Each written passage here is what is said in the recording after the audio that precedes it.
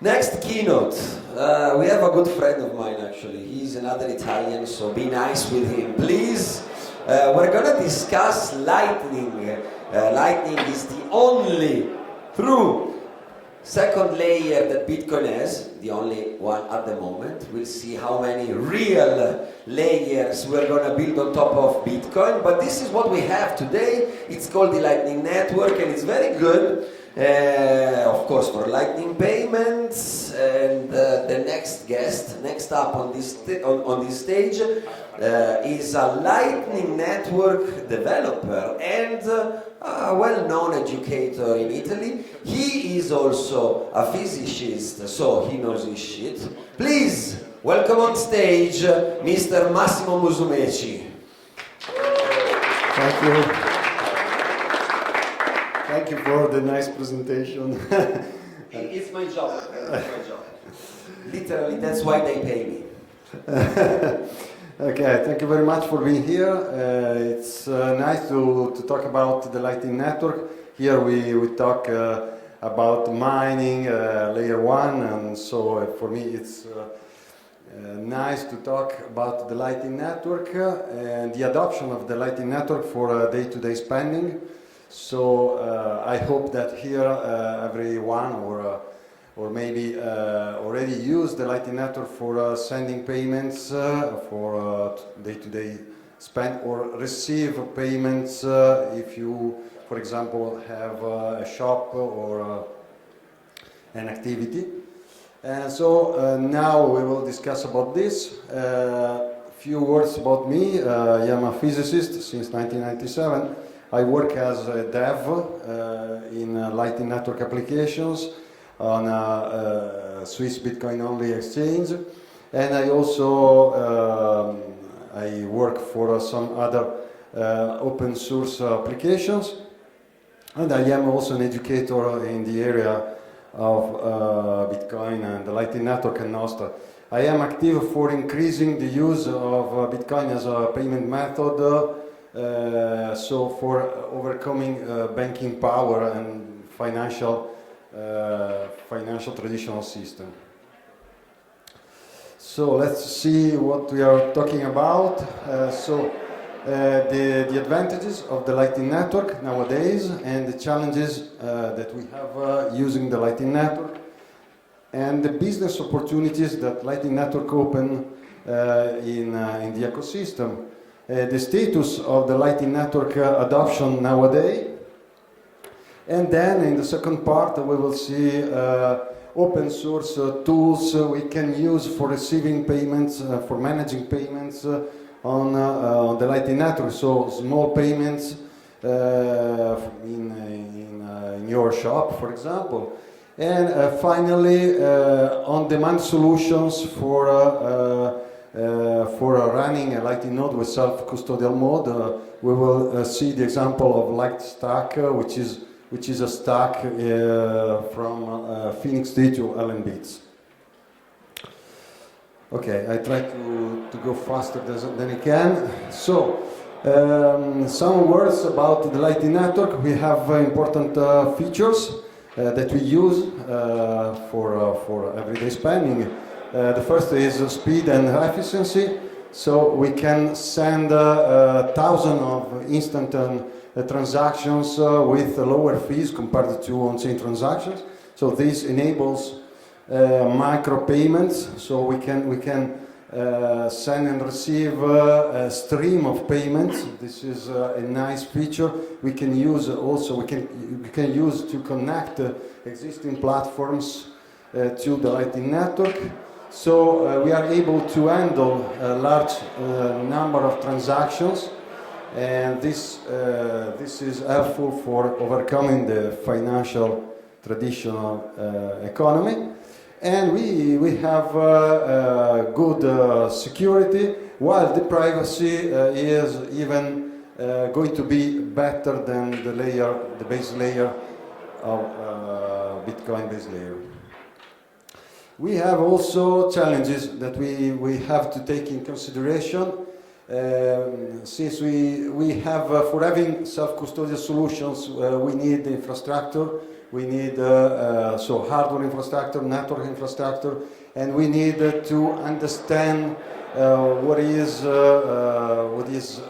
channel opening, channels balancing, and transaction routing and transaction management on the Lightning Network. So even the education is strongly important in this situation. And also liquidity management is so important. If you are a merchant and you want to take payments using the Lightning Network, you have to understand how liquidity management works and maybe use some kind of LSP or something like this. We will see this in the next slides. So we have better UX. You have a growth in use of the Lightning Network, sometimes by the use of custodial solutions. We have a lot of custodial solutions, but also in on-demand nodes. So you can set up your node if you have an author skill, or you can use some hybrid solution on-demand nodes where you have not to worry about hardware and network management. So we will see this by the end of this talk. So there are new business opportunities. Lightning services provider is a new opportunity where such companies provide liquidity to nodes. This is, for example, the case of Async and other LSPs. We have Lightning node hosting. This is the case, for example, of Voltage, where you can rent your self-custodial node where you don't have to deal with networks and technical infrastructure. And you can also develop some kind of API connections or services. This is the case, for example, of Breeze SDK, where you can in fact use their SDK. You have liquidity manager and some other advantages. So you can connect, for example, your existing application by using this SDK. We have also possibility in terms of education. So there is a lot of need of education in the Lightning Network. We need the Lightning Network also for enable micro payments for contents. For example, if you are a content creator, this can include articles, videos, podcasts, and other form of digital contents that can be enabled to the Lightning Network, and obviously community building and content. So even events like this where people met to discuss, to learn about Bitcoin and the Lightning Network. So before going to see what is on open source ecosystem for managing payments, we have to check out a little bit the status of the Lightning Network and understand why we have such figures. So the use of the Lightning Network is really increased in the last years. This is a graph from River Financial report 2023. We can see a huge increase of Lightning routed transaction volume. So this is very important. Here we can see nodes on the Lightning Network. So the number of nodes we can see on the Lightning Network, we see an increase from 2019 to 2022. Then we have a plateau. We will see the reasons of this plateau. This is a good situation, not bad. And finally, when we analyze the channels, the public channels on the Lightning Network. We see in the last years a decrease in the number of public channels. This is also something not bad as you can imagine, but there are reasons for this. So what are the reasons and what is the direction the Lightning Network is taking? So we have better nodes. So we have better nodes, bigger nodes with well-connected each other with bigger channels. And so this is good for efficiency on transactions in the Lightning Network. There is also the increase of use of custodial wallets. For many people, the fastest way to access the Lightning Network is by using a custodial wallet. This can be the first choice. So this is something with a great UX for entering the Lightning Network. When a transaction occurs between users on the same wallet, they are not contributing to public channel usage. And node operators are focusing on reliability. For example, River Financial reduced the channel capacity for focusing on the success rate. So the important is nowadays the success rate when sending and receiving payments, because everyone wants to send easily payment, receive it instantly if you are a shop, and so on. And so obviously here we considered all public visible informations, so we cannot consider not announced channels and so on. And so this is the figures we've seen likely represent a lower bound of the actual network usage. Okay, so payment tools. We have 10 minutes to discuss about this. So we have several tools we can use for managing the payments. Most interesting if you are a shop, if you sell online, if you have any form of activity. The first to mention is obviously BTCP server, which is a powerful tool for processing payments on-chain and Lightning Network. BTCP server has obviously a POS application, invoicing and accounting tools, and can be also connected to multiple nodes. So this is good for managing liquidity, and this has been used, for example, during Bitcoin Atlantis to manage a lot of transactions. So it's a system really very good for this purpose. The most used interface to connect nodes is LMB Hub, which is supported by BTCP server. We have LMBeats. LMBeats is a super powerful tool, so a suite of tools for managing quite everything in the Lightning Network. So everyone who is running a Lightning node needs a tool like this. It has a powerful extension system where you can add plugins for anything you need to manage. You can also develop your own plugin. You can connect your existing application by using an API. There is a powerful API you can use to connect some app you are running. And finally, there is a POS plugin which is available as well.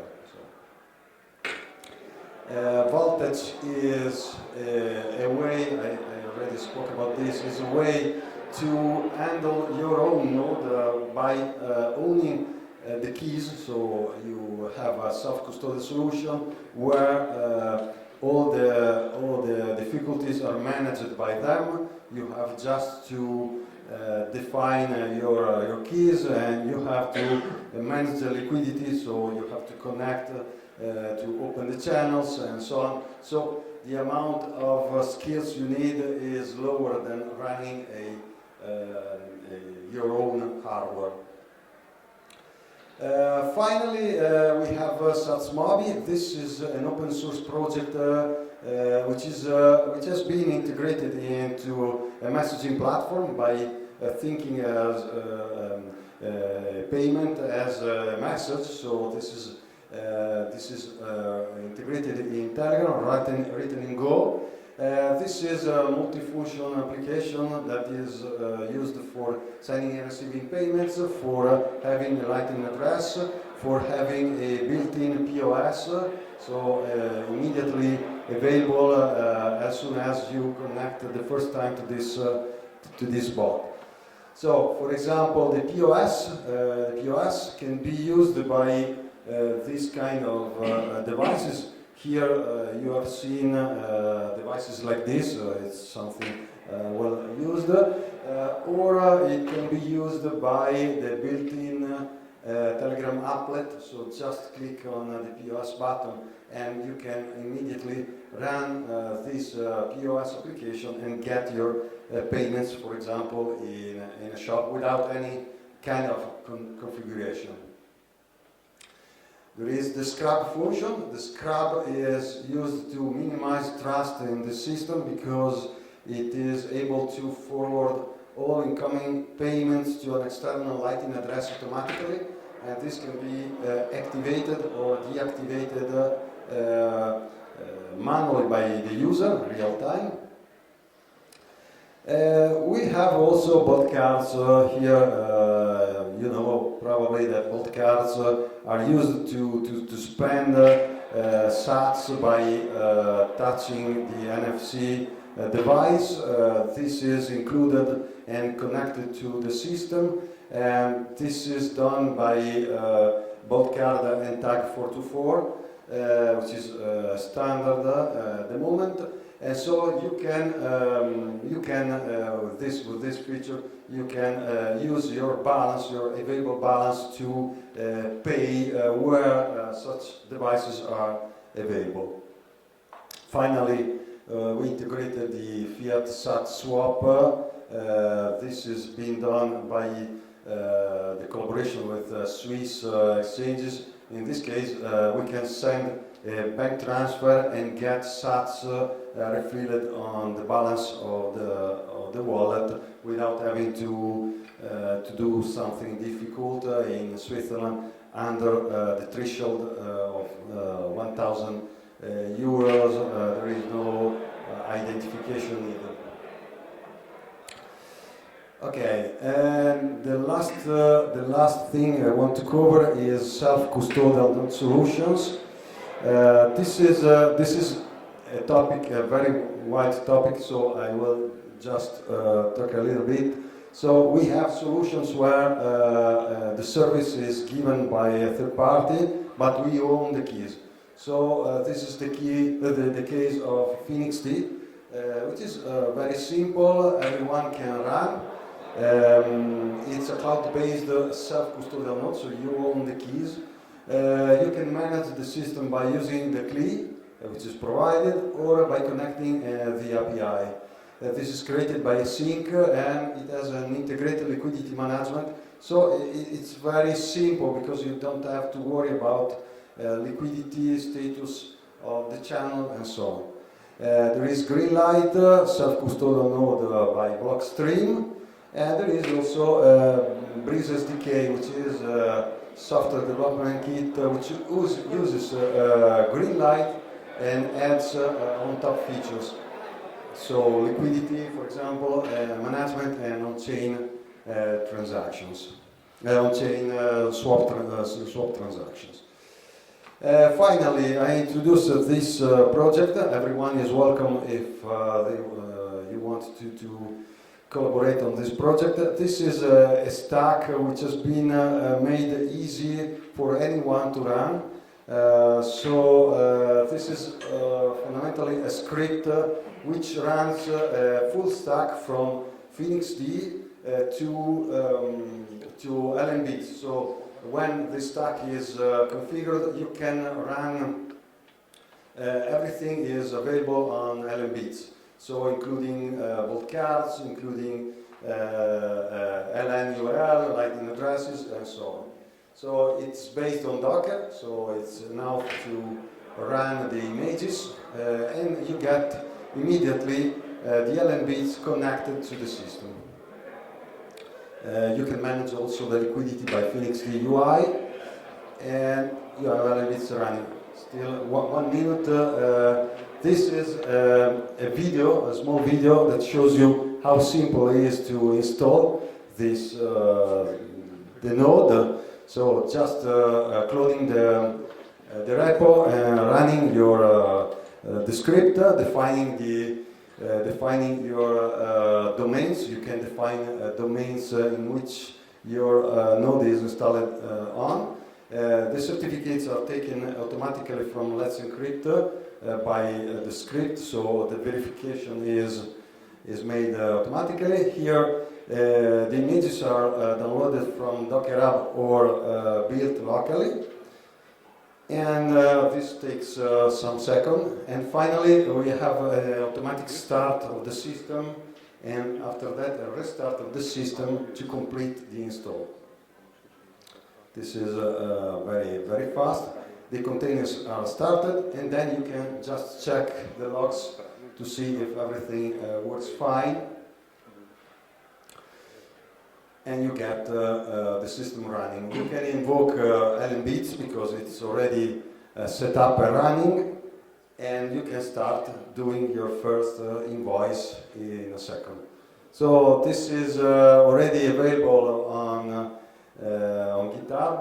We are working to enhance the system as much as possible. I finished very fast.